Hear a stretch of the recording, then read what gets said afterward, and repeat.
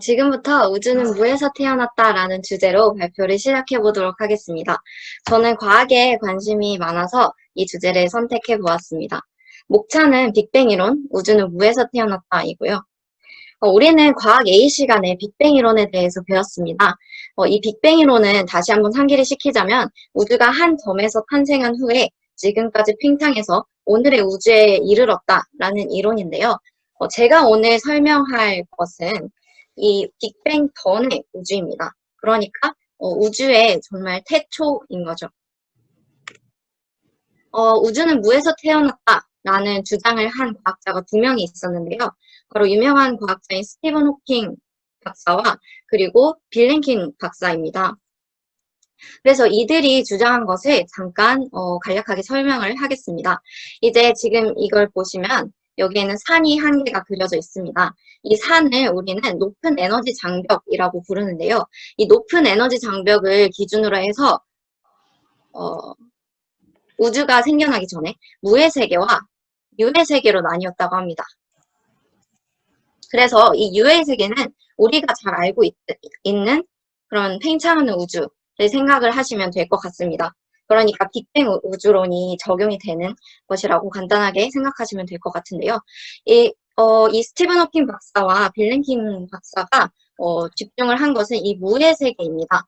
이 무의 세계에서 어떻게 우주가 시작이 되게 되었냐면 이 우주가 하나의 씨앗에서 시작을 하게 됐다고 합니다. 이 무의 세계에서 어느 날 갑자기 우주에 씨앗이 생겨나게 됐고 이 씨앗이 요동을 치면서 있었다고 하는데요. 이 씨앗이 요동을 치다가 갑자기 어느 순간 힘을 받고 이 벽을, 높은 에너지 장벽을 뚫고 유의 세계로 나아갔다고 합니다. 그러니까 무의 세계에서 유의 세계로 나아가면서 우리가 알고 있는 그런 빅뱅 우주론의 그런 형태를 띠게 된 것이죠. 그래서 이것은 제가 그린 그림인데 아까 말씀을 드렸듯이 우주의 알이 무의 세계에서 요동을 치다가 유의 세계로 나아가면서 팽창을 하게 된다는 그러한 내용입니다. 그래서 이제 이 무의 세계에서 유의 세계로 통과를 할 때 터널 효과라는 게 생기는데요. 이 터널 효과는 말 그대로 그러니까 높은 에너지 장벽을 터널처럼 뚫고 지나간다는 의미입니다. 그래서 이 터널 효과에 대해서 더 자세하게 알아보면 이 터널 효과가 바탕이 되는 개념은 바로 양자론입니다. 양자론은 정말 어려운 개념이지만 간단하게만 설명을 하자면 정말 작은 극미의 세계를 다룬 것이라고 말씀을 드릴 수 있을 것 같은데요. 그래서 이 터널 효과가 양자론에 의해서 이렇게 적용이 된다라고 알고 계시면 될 것 같습니다. 그래서 이것을 일상생활에 조금 적용을 시켜서 이해를 더 돕자면 이제 우리가 살고 있는 이 거시세계, 큰 세계에서는 이 큰 세계에서 유리잔 안에 공이 하나가 있다고 가정을 해봅시다. 그러면 이 공은 시간이 몇 시간이 지나도 그리고 며칠이 지나도 그냥 이 컵 안에 그대로 있겠죠. 하지만 양자론이 아까 극미의 세계를 다룬다고 했는데 이 양자론이 적용이 되는 극미의 세계 안에서는 이 공이 유리를 통과할 수 있다고 합니다. 그래서 이것을 어떻게 생각을 하시면 좋을 것 같냐면 종이가 이렇게 있으면 전파가 이 종이를 뚫고 지나간다라는 정도로 예시를 들어서 이해를 해주시면 될 것 같습니다. 그래서 양자론에 의해서 이렇게 이동을 하게 됐다입니다.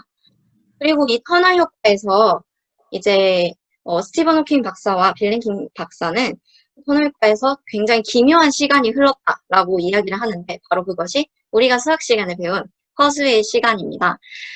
그래서 왜 그러면 실수의 시간, 그러니까 실제의 시간이 흐를 때는 이 터널 효과가 일어나지 않느냐, 무에서 유로 이동을 할 수가 없느냐라고 하면은 이제 거실세계 안에서는 장벽을 통과할 수 없기 때문입니다.